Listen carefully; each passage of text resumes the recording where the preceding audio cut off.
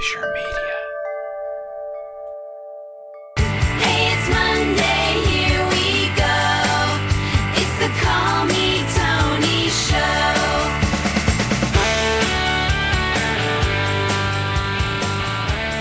Hey guys, it is Monday morning. And it's a special Monday morning, maybe even a little bit of a weird Monday morning. As I record this, it is the morning of November 25th, and while Christmas is a month away, I'm recording my Christmas episode now. The reason I'm doing that is that December is an incredibly hectic and demanding month of the year. And I've decided that for the month of December, I'm going to be putting all of my podcasts on hold, returning early in January 2025. So if this comes off as a little bit too early for you, maybe you want to wait a couple weeks before listening. If not, enjoy it and carry it with you through the holiday season. And just know that I appreciate all the support that you've shown me so far.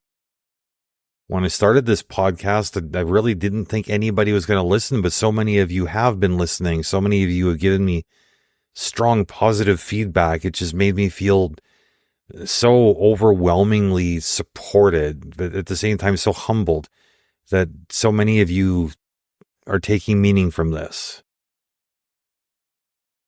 Anyways, the story I wanted to share today is the true story, one that happened to me. You know, when I was 13, my family and I moved to Paraguay. And we got there about a month or so before Christmas. The money that my father was expecting would be waiting for us there. It wasn't.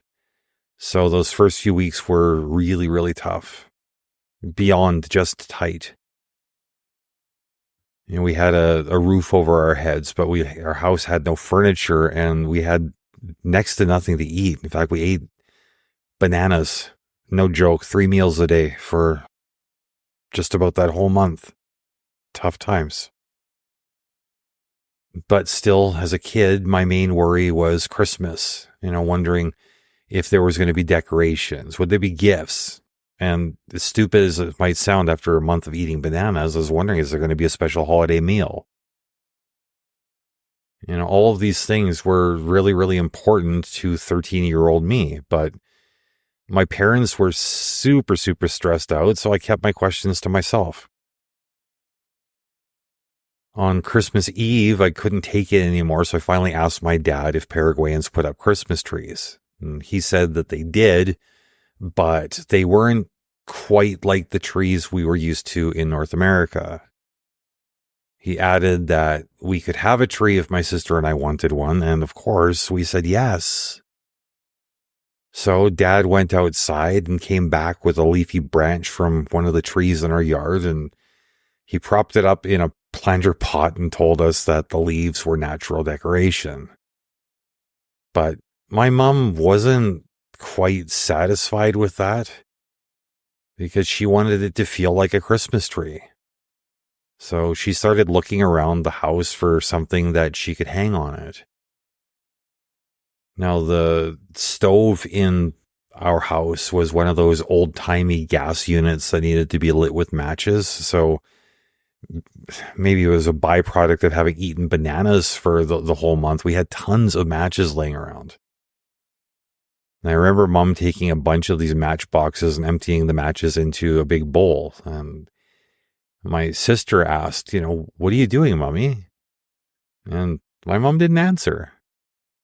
Instead, she asked if my sister and I had any paper, colored pencils, crayons, things like that. And while we didn't have much, we did have some paper and some crayons. And my sister and I quickly ran to go get what we had. So Mom asked us to make the paper as colorful as we possibly could, saying that she had an idea, but she wasn't sure if it was going to work. So I remember grabbing handfuls of random crayons and just scribbling around and covering up several sheets of paper. And my sister was doing the same. And once we had a few sheets ready, my mom started wrapping each matchbox like a tiny Christmas present, using this homemade paper. And she tied a string around each box and hung a few on our makeshift tree. "There," she said with a big smile. "Let's decorate the rest." So the three of us covered all the matchboxes in colorful paper and we hung them on the tree. And it might not have looked like much, but to us it was a Christmas tree, a real Christmas tree, and we were thrilled. And for the moment, we had completely forgotten about presents. On Christmas morning, my sister and I rushed down to look at our little tree, and underneath it were two small gifts. Each one of them was wrapped in the paper that we had colored. And both of us felt tears coming. And at that moment, we heard our mother speaking from behind us. "Sorry, kids, but we couldn't do much this year." Then my dad came around the corner looking defeated. "Merry Christmas, kids. I'm so sorry." His voice shook a little. And at this point, my sister and I broke down crying and we threw our arms around them. That morning, for the first time, there was something more important than the presents we'd expected to find. Dad kept saying, "I'm so sorry." And Mom echoed, "Me too." But my tears weren't about the small presents. They were because I had nothing to give my parents in return. So now every year I wrap up a few matchboxes and I hang them on my tree. And every year they remind me of that Christmas in Paraguay. They remind me of my parents' love and how even with so little, we found a way to feel joy together. Most of all, they remind me that giving, especially from the heart, means so much more than receiving.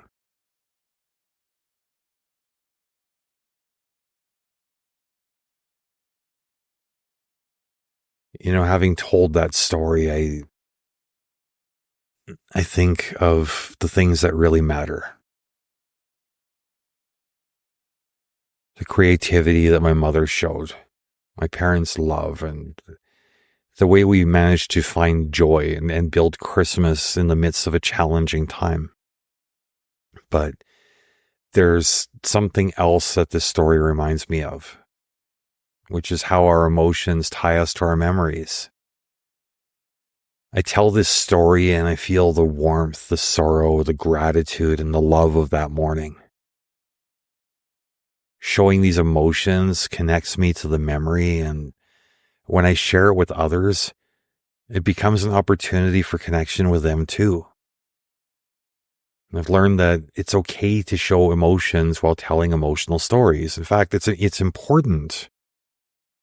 Vulnerability leaves room for others to support us, and in turn, it opens the door for them to share their own experiences. These feelings aren't a weakness. They're our strongest connection to the moments that shaped us. And that's why I'll keep hanging matchboxes on my tree. And that's why I'll keep telling this story. Thank you so much for listening today. I hope this story gives you something to think of as we move through the holiday season. And until 2025, my friends, take care of yourselves, take care of each other, most especially take care of the people you love.